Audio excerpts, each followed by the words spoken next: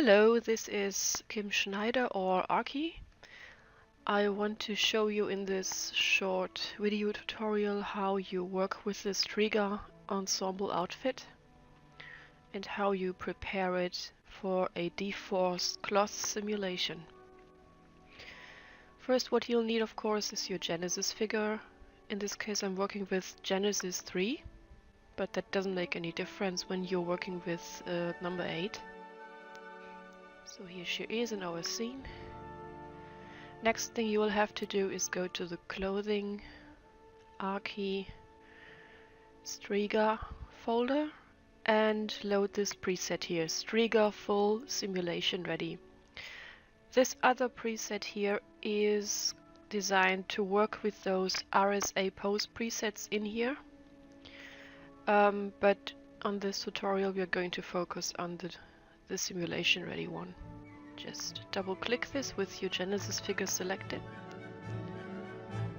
and it will load your outfit pieces in here with all the parts pre-morphed and ready for dForce simulation, with dForce modifiers already set up for the oversleeves, for the shoulder drapes and for the skirt. The next thing you will need is your animation timeline. Go to your Windows, Panes, and then to Timeline. You can dock this if you want, but I prefer to leave this undocked in here. Since I'm going to do a simulation which starts with this default T-pose, and I already have all my clothing assets in the correct position with the correct morphs loaded, I will add a keyframe here on frame 0. By clicking on this plus icon below. That will just prompt Studio to memorize all the values I have in this scene in this very frame. Now I'm going to scrub forward to frame number 10 and I'm going to select a pose which was created to work for this Striga outfit. I would say I'm choosing ST looking back, your poses Striga folder. Okay, so now in frame number 10 we have this pose applied to Genesis, but you see there is a lot of clipping going on here between the sleeves and the skirt and the corset and everything, but the dForce simulation of course will take care of that. Now we will add a second keyframe here. Again, click on the plus. And now when you're moving back and forth through your timeline, you will see that your Genesis and the outfit parts are simulating. Now the normal range of a simulation is 31 frames. I'm going to add 10 more, so I'm adding a little bit of duration for this, and the reason is that from frame 10 on to frame 40 the garment will have some time to drape and settle. Now there's just one thing needed that's still missing. There's no floor plane with which the pieces can collide. This grid here is just a visual guide, but it's not a true object that can be used in a simulation. But you can get one right up here. Go to Create, New Primitive, and select the plane. I choose size 3 and divisions. That's a bit high up from my last experiment. I would say 20. Divisions just means, I can show you here, that's how many polygons are in this plane, how many polygons make up this ground plane we are using. Okay, so that's more or less everything.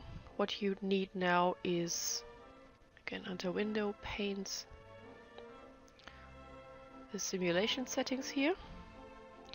I've already docked this because this is one of my default tabs I like to use quite frequently. Now a few alterations will have to be made. One is switch this off. Since we are running a simulation with an animation, we are going to animate it.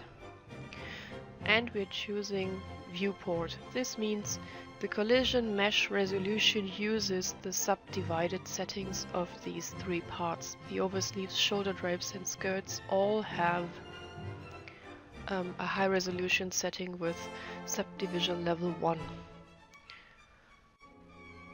Okay, that's everything.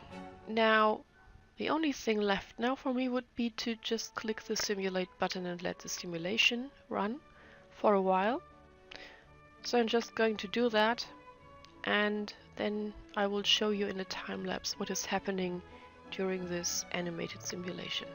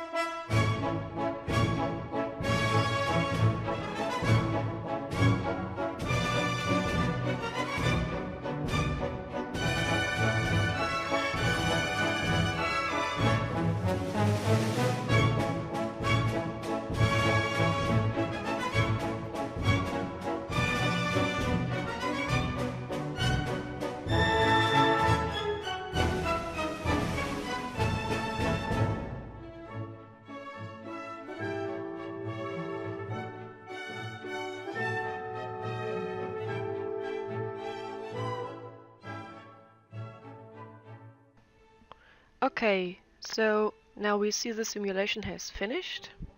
It's looking, yeah, quite okay.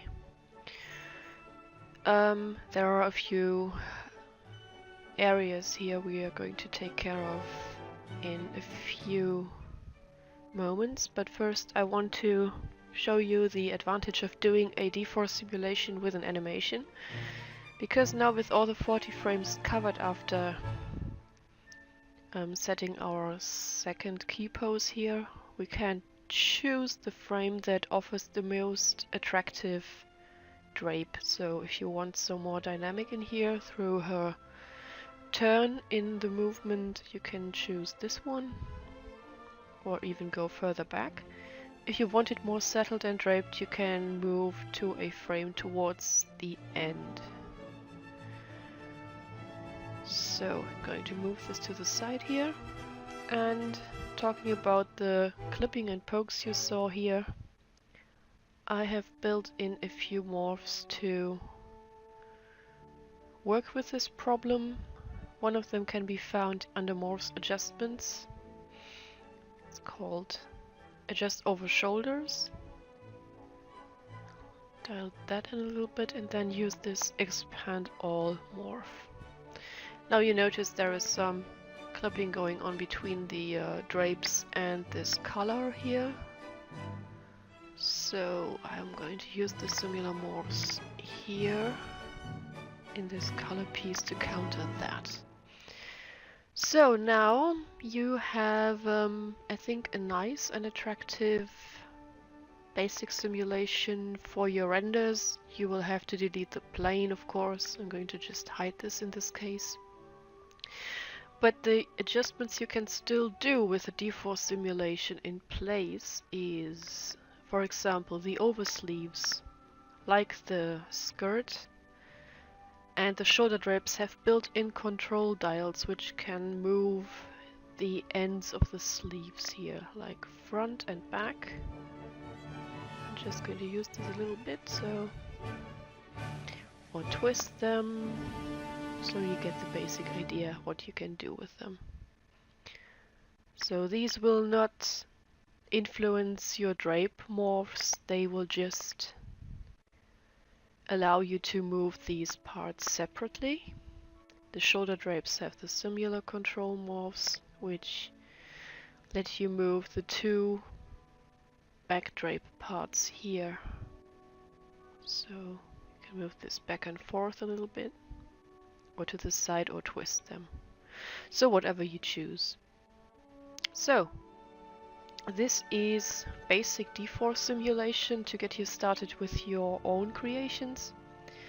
One more word though, when you want to use a different body shape than this one of the default Genesis 3 or Genesis 8, you will have to dial that in at frame 10 and mark that as a keyframe as well by clicking on this plus key icon down here, because then during the dForce simulation this new shape will be considered and the collisions will be calculated appropriately.